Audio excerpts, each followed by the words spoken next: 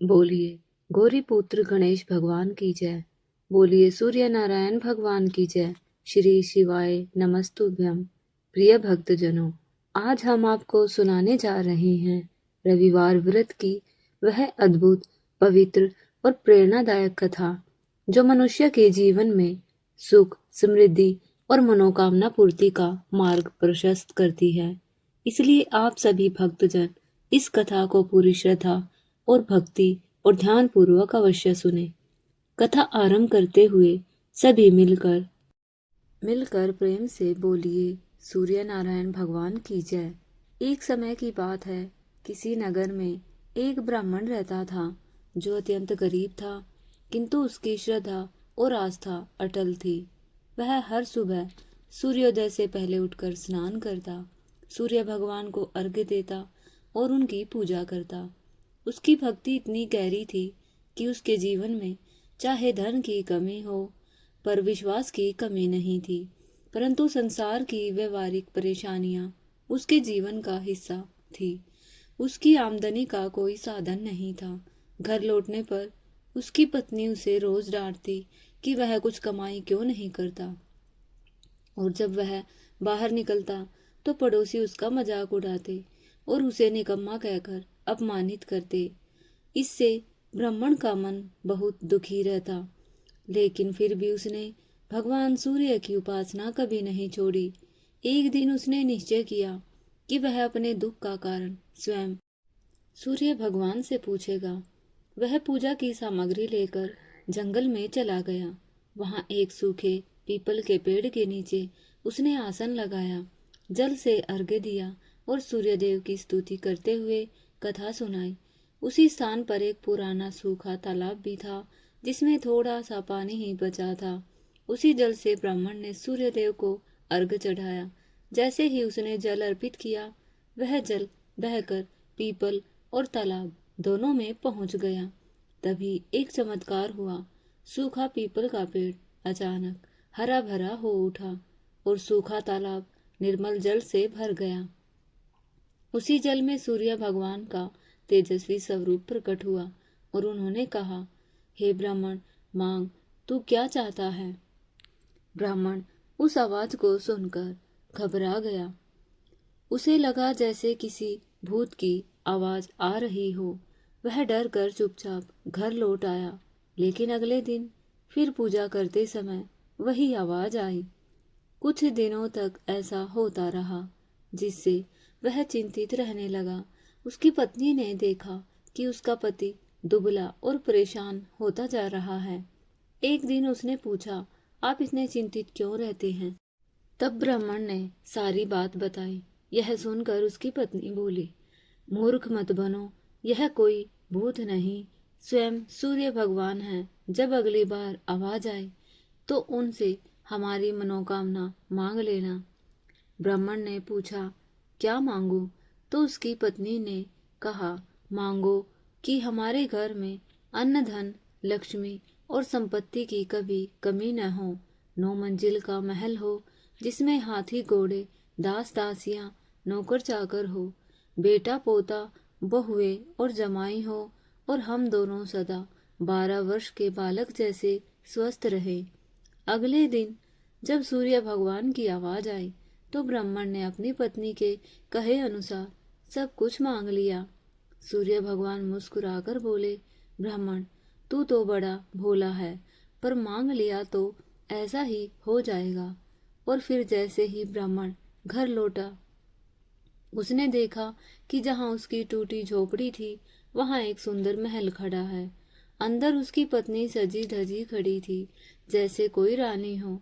उसने मुस्कुराकर कहा, देखो, सूर्य भगवान ने हमारी सारी मनोकामनाएं पूर्ण कर दी है। ब्राह्मण ने कहा, हम इतने धन का क्या करेंगे? तो पत्नी बोली, धन से हम समाज का कल्याण करेंगे, कन्याओं का विवाह करेंगे, ब्राह्मणों को दान करेंगे। उन्होंने पूरे गांव के ब्राह्मणों को भोजन के लिए आमंत्रित किया और दक्षिणा में सोने के टके दिए। लोग प्रसन्न होकर जय जयकार करने लगे। जब यह बात राजा तक पहुंची तो उसने क्रोध से कहा, मेरी जय तो कोई नहीं बोलता, सब ब्राह्मण की जय बोल रहे हैं। उसने ब्राह्मण को दरबार में बुलाया और पूछा, तेरे पास इतना धन कहाँ से आया? ब्राह्मण ने विनम्रता से कहा, महाराज, यह मेरी नहीं, सूर्य भगवान की कृपा है। सब उनकी जय बोलते हैं। तब राजा ने कहा, मेरे पास धन तो है पर पुत्र नहीं है, क्या कोई उपाय बताओ? ब्राह्मण बोला, राजन, आप अपने राज्य में आदेश दे कि सब लोग सूर्य भगवान की जय बोले। ऐसा करने से आपकी मनोकामना पूरी होगी। राजा ने वैसा ही किया और 9वें महीने में रानी ने सुंदर पुत्र को जन्म दिया। तब राजा ने ब्राह्मण को सम्मानित करने की इच्छा जताई, पर ब्राह्मण ने कहा, मुझे नहीं, सूर्य भगवान को बड़ा मानिए, वही सबकी इच्छाएं पूर्ण करते हैं। इसके बाद कथा का दूसरा प्रसंग आता है। प्राचीन काल में एक नगर में एक वृद्धा रहती थी। वह हर रविवार को प्रातःकाल स्नान कर अपने आंगन को गोबर से लीपती, सूर्य भगवान को अर्घ्य देकर पूजा करती और फिर उन्हें भोग लगाकर ही भोजन करती। वह बहुत गरीब थी पर भक्ति में समर्पित थी। सूर्य भगवान उसकी भक्ति से प्रसन्न थे और उनके आशीर्वाद से वृद्धा का जीवन सुखी और समृद्ध था। उसकी पड़ोसन उसकी समृद्धि देखकर ईर्ष्या करने लगी। बुढ़िया के पास गाय नहीं थी, इसलिए वह अपनी पड़ोसन की गाय का गोबर लेकर आंगन लीपती थी। एक दिन पड़ोसन ने ईर्ष्या में अपनी गाय को घर के भीतर बांध लिया। उस दिन बुढ़िया को गोबर नहीं मिला, इसलिए वह आंगन नहीं लीप सकी और न ही पूजा कर सकी। वह भूखी प्यासी ही सो गई। लेकिन सूर्य भगवान उसकी भक्ति से इतने प्रसन्न थे कि उसी रात उन्होंने सपने में दर्शन देकर कहा, माँ, तेरी भक्ति सच्ची है, इसलिए मैं तुझे एक ऐसी गाय दे रहा हूँ जो तेरी हर इच्छा पूर्ण करेगी। सुबह जब बुढ़िया उठी तो उसने देखा कि उसके आंगन में एक सुंदर गाय और बछड़ा खड़े हैं।